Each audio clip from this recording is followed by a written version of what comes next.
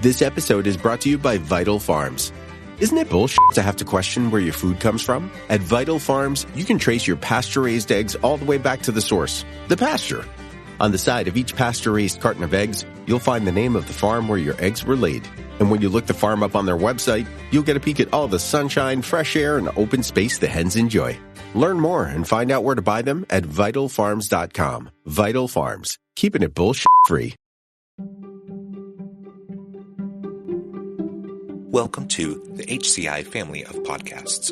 We're your source for personal, professional, and organizational growth and development.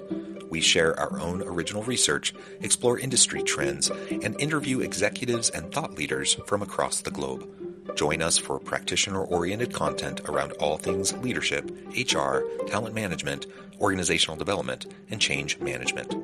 Maximize your personal and organizational potential with the HCI family of podcasts.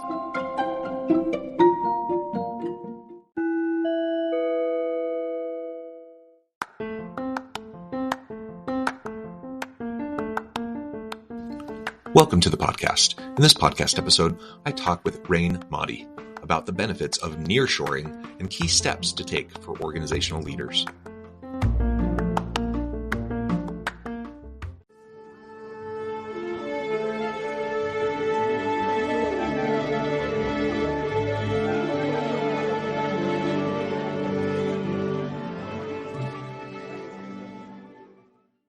Raine Mahdi, welcome to the conversation today.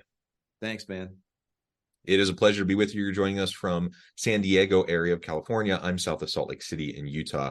And today we're going to be talking about nearshoring, the benefits of nearshoring and key steps that organizational leaders should be taking if they want to pursue this as an option.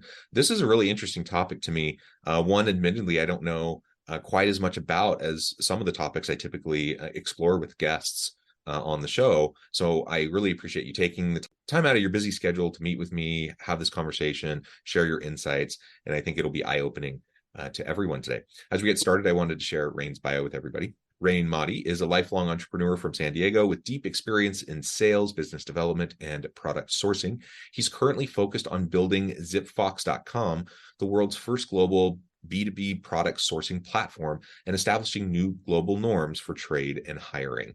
Super interesting. Raine, anything else you would like to highlight by way of your background or personal context before we dive on in? No, let's get into the story. I think it'll all come out in the story, but that's a great intro. I appreciate it. Okay, cool. Well, why don't you start by telling us a little bit more about ZipFox and what you're trying to accomplish there, and then we can start to unpack this idea of nearshoring. Absolutely. Yeah. So, really the story goes back to I started as a buyer, and I always think about that with our platform. So like you said, we're a B2B product sourcing marketplace. For people who don't really know what that is, most people know what Alibaba is. I hate to make that comparison, but it's the easiest way to get people up to speed. If you know what Alibaba is, then we basically do a similar thing. We're a network of suppliers where you can come, you can search for your product, you can work directly with suppliers. The main difference is everything happens on our platform versus on Alibaba. A lot of times it ends up on email. We offer reliable payment protection, and most of our suppliers are in Mexico or somewhere else in Latin America, whereas on Alibaba, almost everybody is in China. So those are the two big differences. And I started off as a buyer. My last company was a packaging company. We bought a bunch of packaging in China, and we would sell it to food companies and pet food companies in the US. And, a few things happened along the way that made me realize that there were some inadequacies with the sourcing platforms and that we also needed more options outside of China. I got scammed by an Alibaba supplier, which was a big kind of impactful moment for me. It happened early on in the business. It cost me a bunch of money that we didn't have. And I just really felt like, I didn't like the way that it all unfolded and how there was nobody there that could help me. The banks, Alibaba, I had no support. And it just felt like this was really sketchy and bad. And then there was the trade war that started, U.S.-China trade war. And all of a sudden, everything that I was importing from China, I had to pay 25% extra, the tariff on. And at that time, a lot of people started looking for alternatives to China because everybody wanted to avoid the tariff. I thought about my own small business importing packaging, which isn't a very expensive product by nature of volume. Maybe you're paying 5 cents, 10 cents a unit. I thought about the people who were importing furniture and clothing and electronics and these huge, expensive, multi-million-dollar shipments that they're paying 25% extra tariffs on. And I just thought, that's insane. I don't know how they absorb that. So I started looking for options outside of China. And the first thing I did was I went back to Alibaba, which is where I used to find my suppliers too. And you start looking for other countries and you quickly realize that, wait, I thought I had access into a global marketplace, but this is a China marketplace. Anything I try to find outside of that, all roads lead to China. That's why I say that ZipFox is the first global marketplace. Most people probably think it's Alibaba, but if you really think about it, they're a China marketplace. So I start thinking about, well, what else can I do to find suppliers outside of China? So I start Googling and I'm looking for suppliers first in India and Vietnam, things that are kind of more along the lines of what I'm used to. I source things from Asia because it's cheap. I think most people take that same thought track. And I start looking for things there, and it's very uncharted territory. I'm finding websites and Facebook pages and trying to call and email people. It's just very not put together. And so I start thinking more outside the box. I kind of back up and go, okay, that doesn't feel right. What else is there out there? And that's when I stumbled across the idea of Mexico. And I had a customer in my packaging company who they found a supplier in Mexico before, and they had actually told us, hey, we're going to stop buying from you because we found this supplier in Mexico. And I was like, oh, that's pretty smart. You can get your stuff faster. That's a good idea. So I said, maybe I can find a supplier in Mexico to make our product that we can sell. And so that way we can deliver to our customers faster. So I started getting excited about the idea of sourcing from Mexico. So I started looking and I think to myself, well, Mexico being right next door, even though we're not doing it, it's got to be done. There's got to be an Alibaba from Mexico already. Let me just find that. I'm searching. I don't find anything. So I start Googling, okay, packaging factories in Mexico, packaging suppliers, and it takes me down the same path. Forgive me if I'm being too long-winded here. No, this is great. Okay. So it takes me down the same path that I went down when I'm looking for factories in India and Vietnam and everything else. It's the same thing. Some a couple websites, which manufacturers typically aren't very good at putting together websites, some shoddy looking websites, some Facebook pages, trying to make some phone calls, secretaries answering in Spanish. I don't speak Spanish. Still, I don't speak Spanish. And it just wasn't there. So I took another step back. Now I'm stepping all the way back and I'm taking a bird's eye view at this and I'm going, okay, wait a minute. The sourcing platforms out there are sketchy. They don't have the options that we need. Mexico seems like a really good option and there's tons of manufacturing there the more I learn about it. But how come we don't have access to these factories? I'm looking at data and research reports, and I'm realizing that people who do want to source from Mexico or anywhere else, the biggest hurdle they have is a lack of sourcing platforms or, a way to find these factories. And I thought this can be done better. You shouldn't be unsure of who you're dealing with. It shouldn't be that easy to scam you. You should know that the factories you're working with really are who they say they are, that they're either really a manufacturer or a trading company. It should be more clear who you're dealing with. You should have payment protection that you can trust. And you should be able to find options outside of China. And particularly, Mexico seems like a really great option. There's tons of manufacturing there. It's literally right there. For me being in San Diego, it's literally right there. You can't go further south in the United States. If I drive half an hour south, I'm in Mexico. We used to go as a kid all the time, go on vacation. So it just didn't make sense to me that it was so inaccessible. And so that's kind of where we started. And as we started putting the ideas together, the first line that came to mind for me is build the platform. I still have it here. Create the platform you wish you had. It's the original writing of that on my whiteboard is still right there next to my desk. It's been there.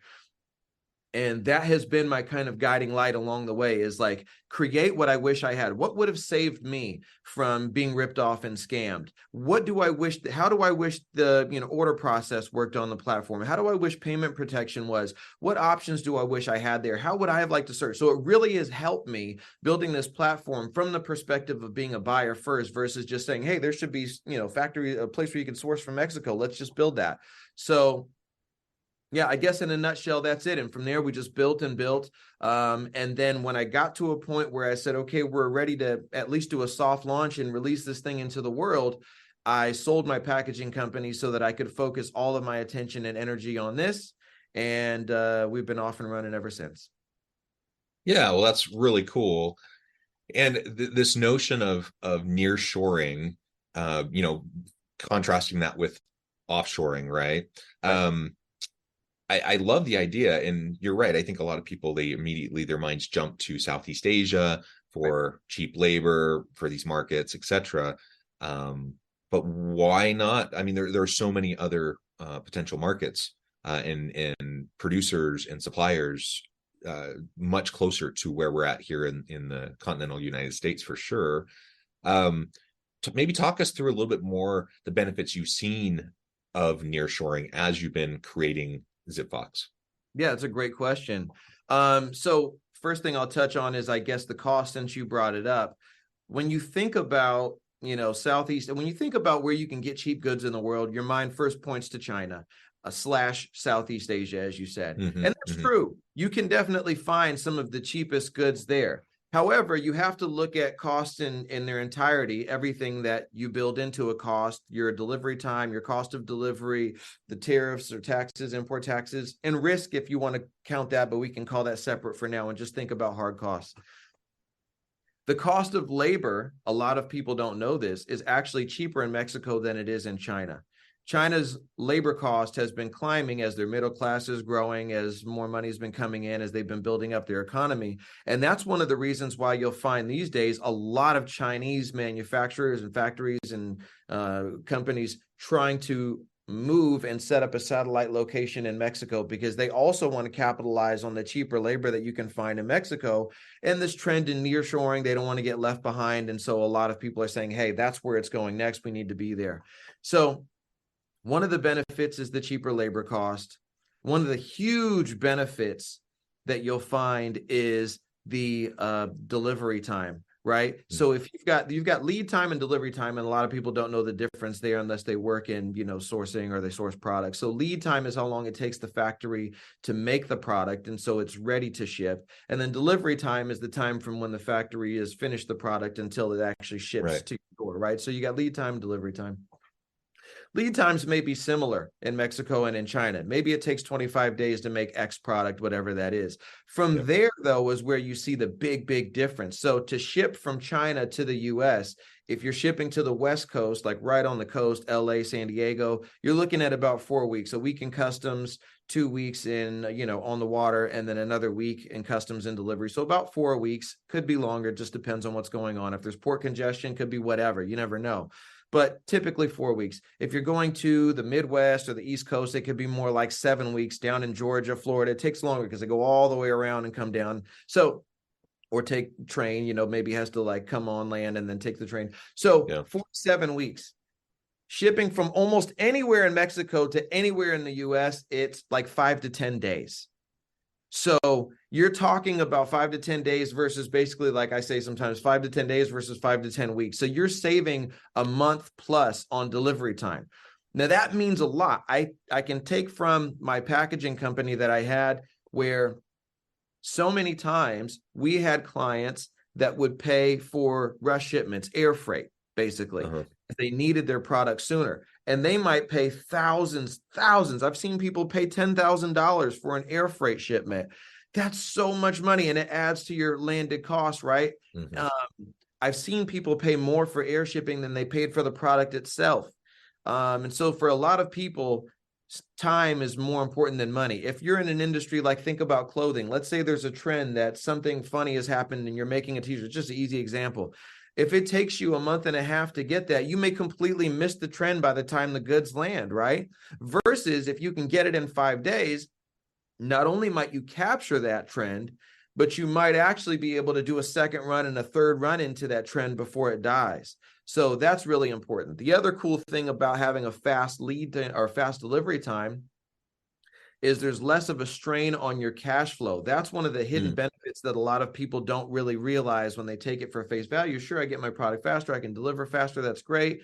But think about the strain on cash flow when you have money tied up. You've paid for something in China. Now you're waiting 5 to 7 weeks, 8 weeks, whatever it is, for it to show up before you can then turn those goods back into cash and then go through another sales cycle. But if you can do that a month and a half faster, then you're freeing up your cash. You can go through more sales cycles in a year, which just allows you to grow even quicker. So there's all these benefits. You can also order in smaller quantities. You don't have to order these huge quantities because you know that your delivery cycle is 3 months from China. If you can get it in a month from Mexico, Right.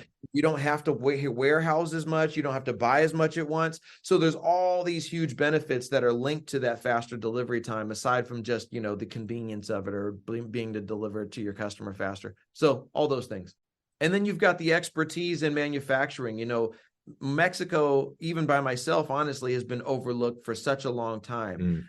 They've been one of our largest suppliers. They've been our second largest supplier for a long time. Now they are officially our largest trading partner and becoming our largest supplier as well, as more and more is shifting away from China into Mexico. So they are our largest trading partner because trade goes both ways. With China, we buy from them. They buy almost nothing from us. But with Mexico, we buy from them and they buy from us. And in fact, 40% of the components that go into products made in Mexico are made in the U.S. So when you're sourcing from Mexico, you're actually also helping the U.S. economy. You're creating jobs in the U.S. So there's all these benefits. And then the big one, obviously, for a lot of people is the geopolitical risk.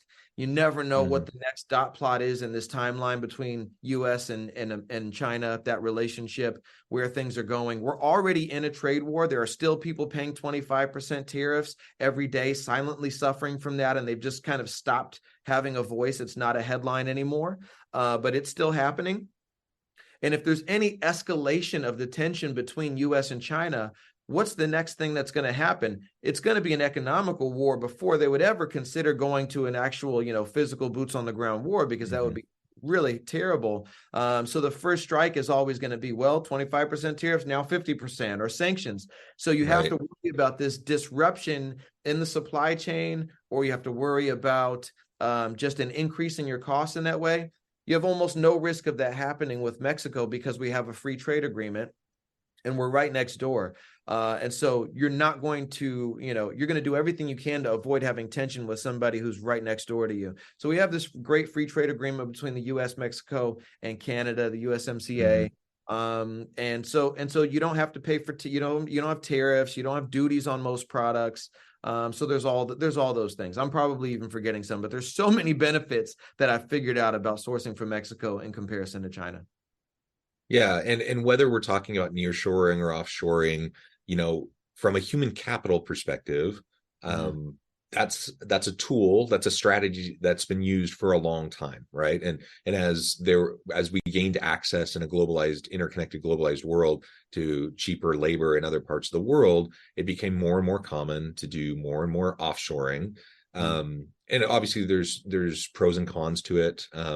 And there's certainly trade-offs. And as we already mentioned, a lot of that has focused traditionally in Southeast Asia, China, initially Vietnam, some of these other places.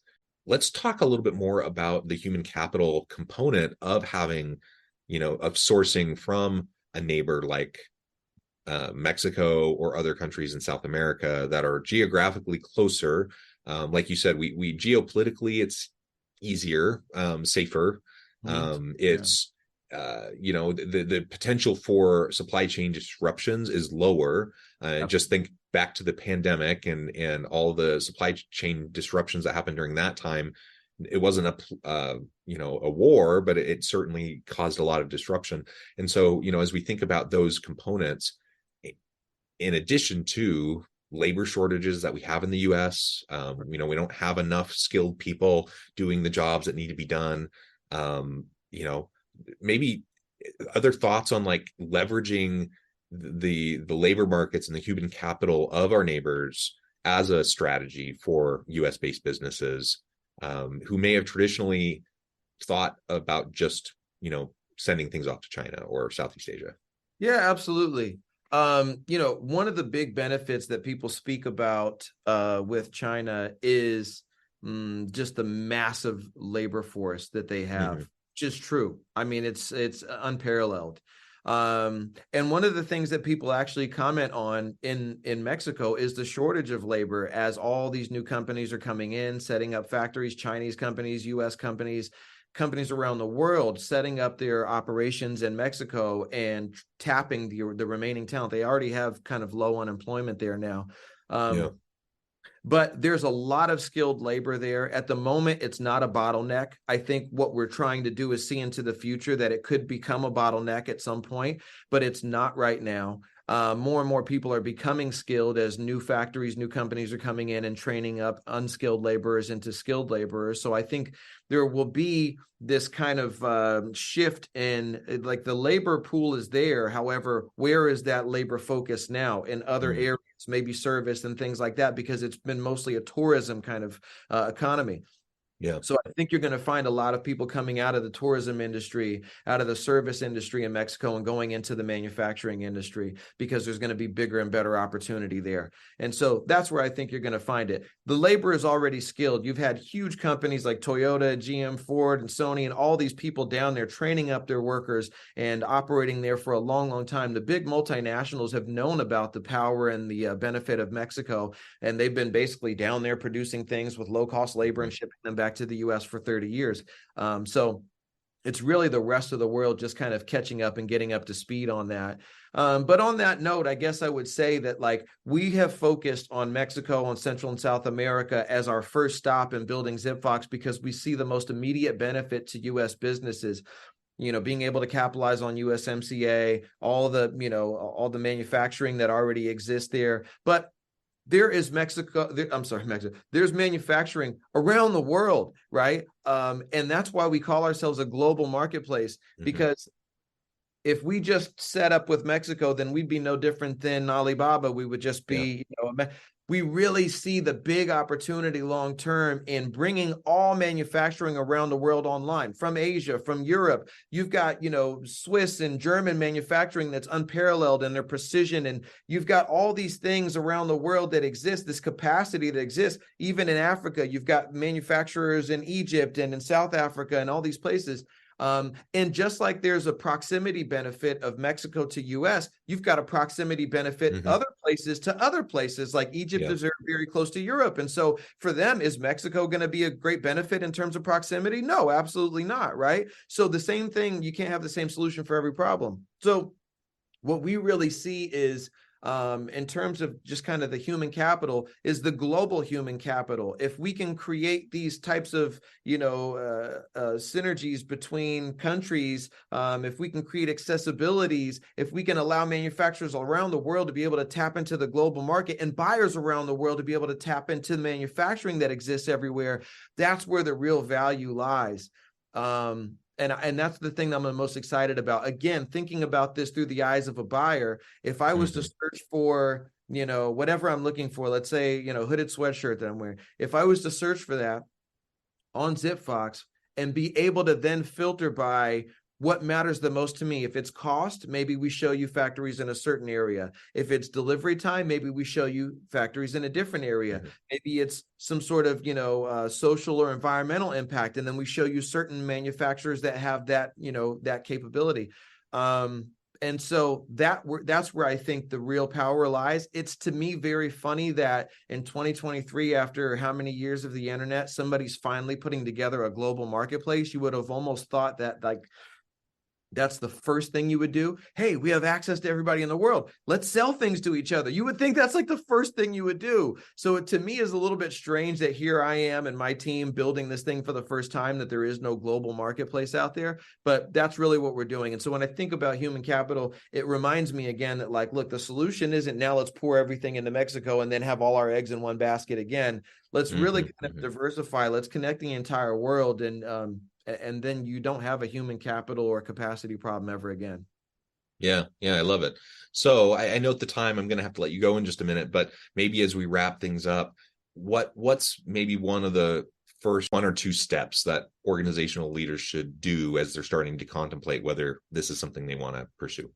Yeah, I think just like anything else, taking the first step is the most important thing, right? So come on ZipFox, and I'm not just like, talking my own book here, but there's nowhere else to go. So come on ZipFox and search for your product, start getting quotes, start talking to some suppliers. And the best thing for me, I always think, is to have the advantage of time. Don't wait until you have to do it and then be forced to hurry up and make a decision. Do it while time is on your side. Start requesting samples, start slowly establishing a relationship with somebody, find the supplier that makes sense to you, maybe place a small order, be able to take your time so that if you decide to or have to shift more production to them at a later date, you've already got everything established, you've got quality control set up.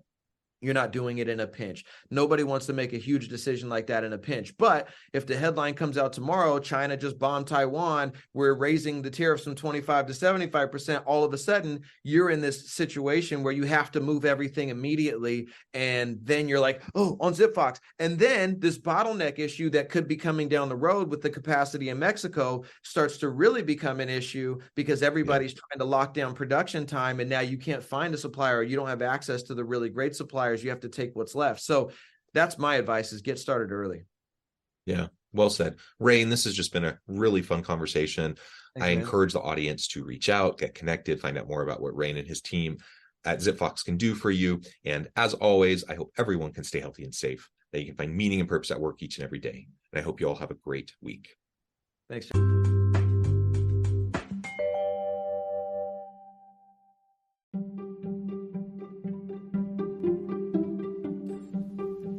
Thanks for joining us for this episode of the podcast. We hope you stay healthy and safe, and please join us again soon.